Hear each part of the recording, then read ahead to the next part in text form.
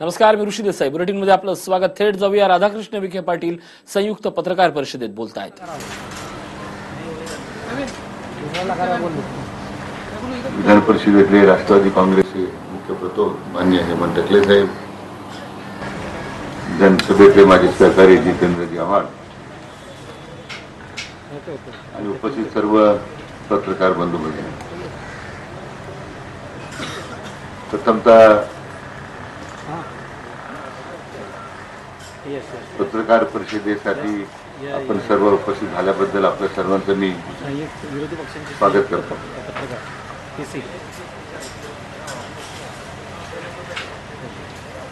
सुरुवातीलाच 14 फेब्रुवारीला जम्मू काश्मीरमध्ये झालेल्या भीषण अतिरेकी हल्ल्यामध्ये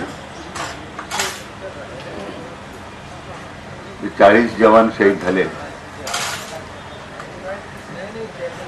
आपल्या राज्यातील दोन भूमिपुत्र, त्याच्यामध्ये बुलढाणा जिल्ह्यातील संजय राजपूत आणि नितीन राठोड या 2 जवानांचा समावेश होता. या सर्व शहीद झालेल्या जवानांना प्रथमतः मी श्रद्धांजली अर्पण करतो.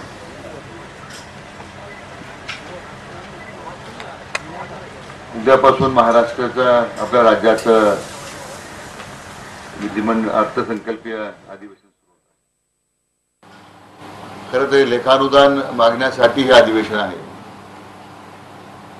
कारण आता निवडणूक होईपर्यंत खर्चाची तरतूद त्याच्यामध्ये करण्यासाठी ही व्यवस्था करण्यात आलेली आहे.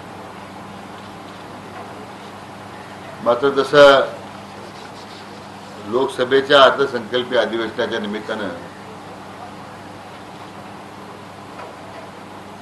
पुन्हा नवीन आश्वासनं द्यायची, लोकप्रिय घोषणा करायच्या, जसं केंद्रामध्ये घडलं तेच आता राज्यामध्ये घडण्याची शक्यता आहे. केंद्र सरकारनं शेतकऱ्यांना वर्षाला 6,000 रुपये अनुदान देण्याचं जाहीर केलंय आणि ते सुद्धा आता 3 टप्प्यात देणार आहे. 2,000 रुपये आता द्यायला त्यांनी सुरुवात केली आहे आणि 5 लाख रुपयापर्यंत उत्पन्न जे आहे शेतीचं ते आयकर मुक्त करण्याची घोषणा केलेली आहे. पण या दोन्ही घोषणा झाल्याच्या नंतर त्याचा जो खोलपणा आहे त्या घोषणांमधला, तो या प्रसार माध्यमांनी अतिशय त्याची बारीक सारीक माहिती उपलब्ध करून त्याचं पोलखोल केलेली आहे. म्हणजे फक्त निवडणुका डोळ्यासमोर ठेवून केलेल्या ज्या घोषणा होत्या, तीच आता मला वाटतं उद्याच्या अर्थसंकल्पीय अधिवेशनाच्या निमित्तानं सध्याचं भारतीय जनता पक्ष शिवसेनेचं सरकार जे आहे अशाच घोषणा करून दिशाभूल करण्याची शक्यता आहे. तर आम्हाला सरकारला निमित्तानं एवढाच इशारा द्यायचा आहे की आज राज्यासमोर दुष्काळाची तीव्रता प्रचंड आहे. दुष्काळाला मदत अजून सरकार देत नाही. नोकर भरतीची कुठल्या प्रकारची चर्चा नाही. अनेक वेळा नोकर भरतीच्या घोषणा झाल्या. अशा सगळ्या ज्वलंत प्रश्नाला बाजूला ठेवून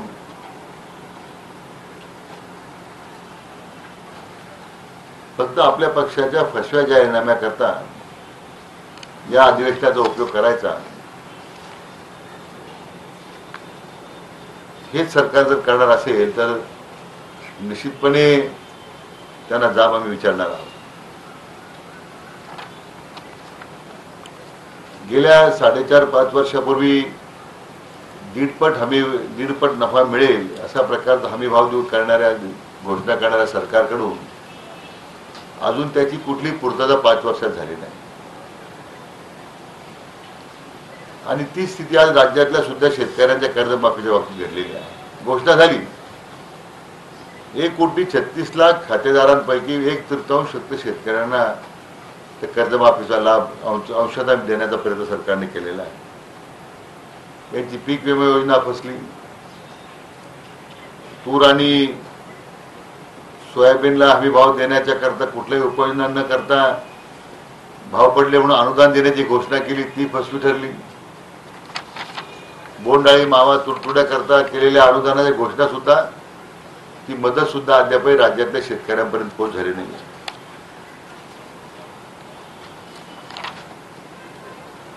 खरं म्हणजे आजच्या या राज्यातल्या अभूतपूर्व अशा भीषण दुष्काळामध्ये आज जनतेला तातडीनं मदत करण्याची आवश्यकता होती. 2018 पर्यंत सरसकट कर्जमाफ सरकारने करायला पाहिजे.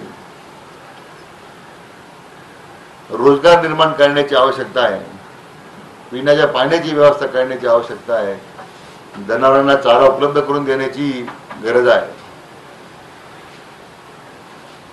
पण ते सगळं करण्याच्या ऐवजी फक्त 6,000 रुपये मी शेतकऱ्याच्या माथी शेतकऱ्याला भीक दिल्यासारखं भूमिका घेऊन आणि ती सुद्धा 2 हेक्टरची मर्यादा त्याच्यामध्ये घालून आम्ही काय तर फार मोठं काही काम करून दाखवलेलं आहे अशा प्रकारची शेकी सरकार मिळवतं. आणि त्यामुळे अशा कुठल्याही फसव्या घोषणाला आता ही जनता बळी पडणार नाही हे त्यांनी ध्यानात घेतलं पाहिजे. सरकार सत्तेवर येताना आम्ही ज्या उपाययोजना करणार आहोत त्या दीर्घकालीन करणार आहोत, ज्यामुळे राज्यातल्या शेतकऱ्यांच्या समोर असणाऱ्या प्रश्नाची उदाहरणार्थ आत्महत्याच होणार नाही अशा प्रकारच्या आम्ही उपाययोजना करू.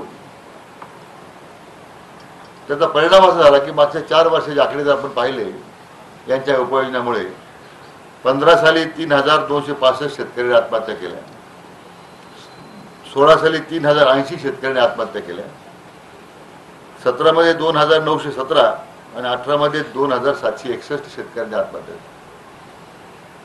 आणि ह्या वर्षी एवढ्या मोठ्या घोषणा केल्याच्या नंतर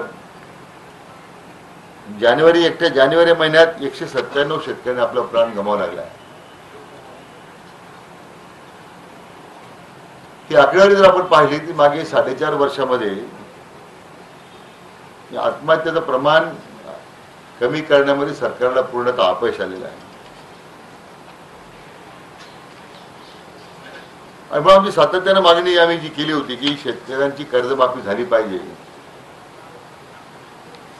परंतु अटी आणि नियमाच्या जंजाळामध्ये शेतकऱ्याला अडकून कर्जमाफी तर झालीच नाही, परंतु शेतकऱ्यांची आत्महत्या सरकार थांबवू शकलं नाही.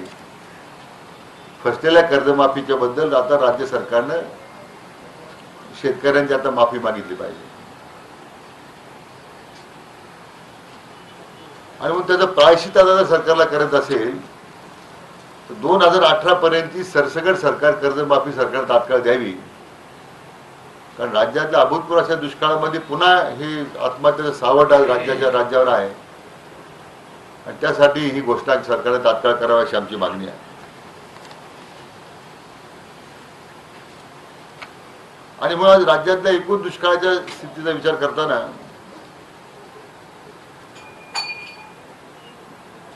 ज्या उपाययोजना सरकार म्हणून करायला पाहिजे ते कोणत्याही उपाययोजना आम्हाला आज दिसत नाही. टँकरचा पाणी पुरवठा सरकारकडून सुरू करायला पाहिजे, रोजगार हमीची कामं सुरू व्हायला पाहिजे. आज अनेक जिल्ह्यांमध्ये लोक स्थलांतर करतायत आणि त्यामुळे हे सगळं जर थांबवायचं असेल तर सरसकट कर्जमाफी आणि दुष्काळाच्या जनतेला भरीव अशी मदत करण्याची घोषणा सरकारनं केलीच पाहिजे अशी आमची विरोधी पक्षाकडून मागणी आता आम्ही सभागृहात करणार आहोत. दुसरा महत्वाचा मुद्दा 2018च्या अर्थसंकल्पामध्ये गेल्या वर्षी 28 मार्चला मुद्दा मी तारीख आपल्याला सांगतोय, मुख्यमंत्र्यांनी 72,000 जागा भरण्याची घोषणा केली होती आणि वेगवेगळ्या खात्याचे आकडे त्यांनी दिलेले आहेत. कृषी विभाग 2,572, पशुसंवर्धन 1,047, ग्रामीण विकास 11,005, सार्वजनिक आरोग्य 10,568, असे मिळून जवळजवळ 72,000 आम्ही जागा ताबडतोब भरतोय अशी सरकार मुख्यमंत्र्यांनी 28 मार्च 2018ला घोषणा केली होती. पहिल्या टप्प्यात 36,000, दुसऱ्या टप्प्यात पुन्हा 36,000, असे एकूण 72,000 जागा भरू असा शब्द त्यांनी सभागृहाला दिला होता. आज 1 वर्ष झालेल्या घोषणेला आज या घोषणेची 1% कार्यवाही कुठेही झालेली नाही. कोणत्याच 72,000 जागा सरकारने भरलेल्या आहेत. आता याची उत्तरं त्यांना द्यायची आहे.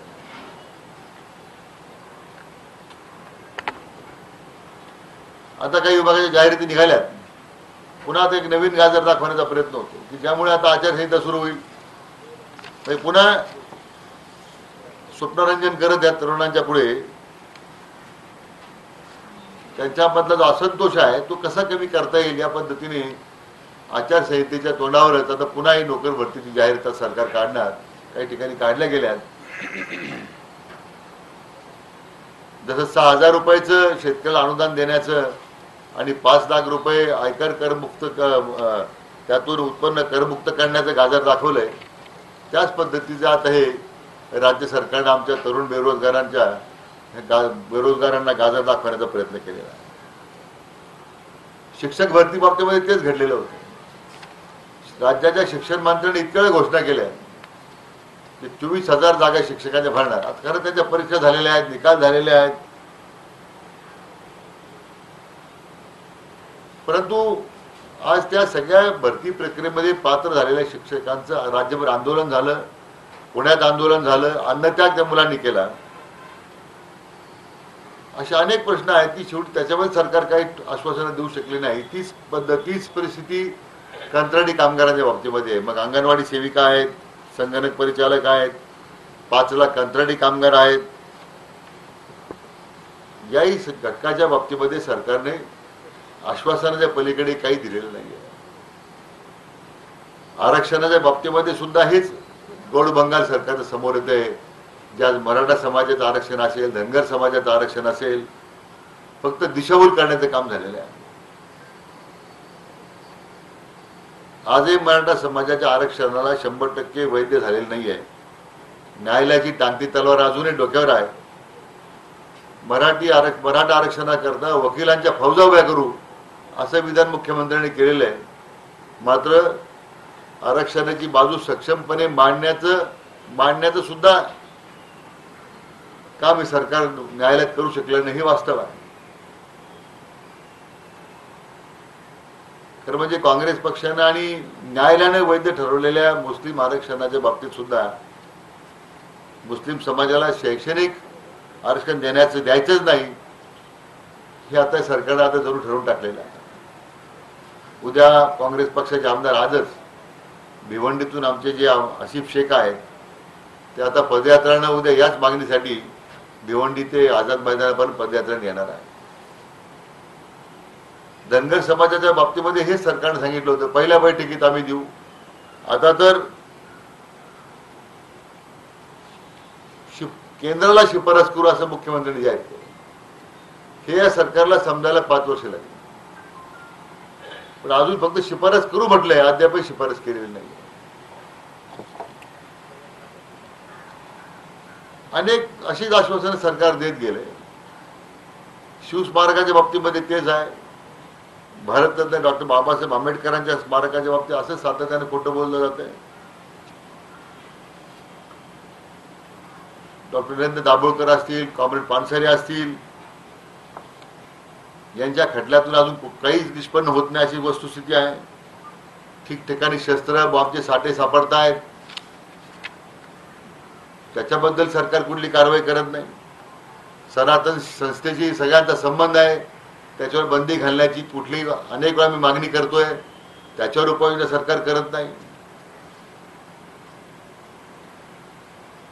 कायदा सुव्यवस्थेची तर रोज प्रश्न चर्चेला जातात. स्वतः मुख्यमंत्र्यांच्या नागपूरमध्ये बनावट गुन्हे शाखा अस्तित्व आहे असं आता जयपुढे आलेलं आहे.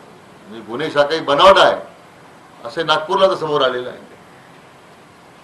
म्हणजे आता स्वतः मुख्यमंत्री गृहमंत्र्यांच्या शहरामध्ये गुन्हे शाखा ही सगळ्यात महत्त्वाची शाखा असते पोलीस खात्यामध्ये, ती बनावट आहे.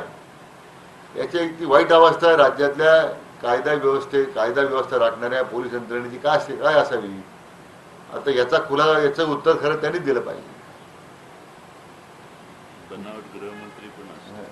बनावट गृहमंत्री सुद्धा असणे सांगता येत नाही मला. आता शोध कोण घेणार. आता बनावट गुन्हे शाखाही बनावट आहे. आता गुप्तचर खाते तसं बनावट निघून आहे.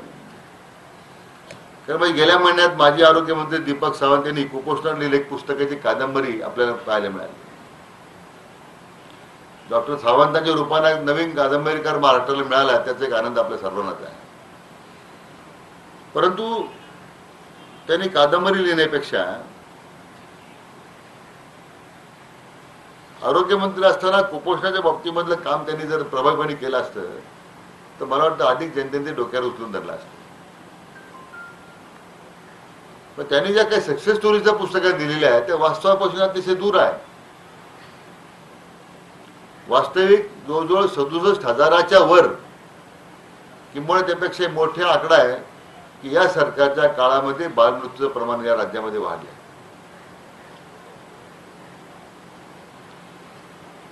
मान्य राज्यपालांनी याची दखल घेत टास्क फोर्सची स्थापना केली होती दीपक सावंतांच्या अध्यक्षतेखाली. खरं म्हणजे त्या टास्क फोर्सचं काम त्यांनी जर केलं असतं तर काहीतरी उपाययोजना या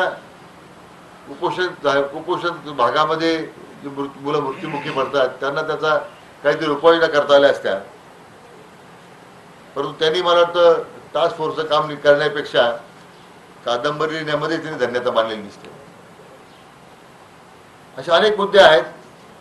खरं म्हणजे 5-6 दिवसाचं अधिवेशन आहे ते सुद्धा आम्ही 1 दिवस अधिवेशन आम्ही सगळ्या विरोधी पक्षाने मागणी केल्यामुळे दुष्काळावर चर्चा व्हायला पाहिजे म्हणून 1 दिवस वाढला गेला.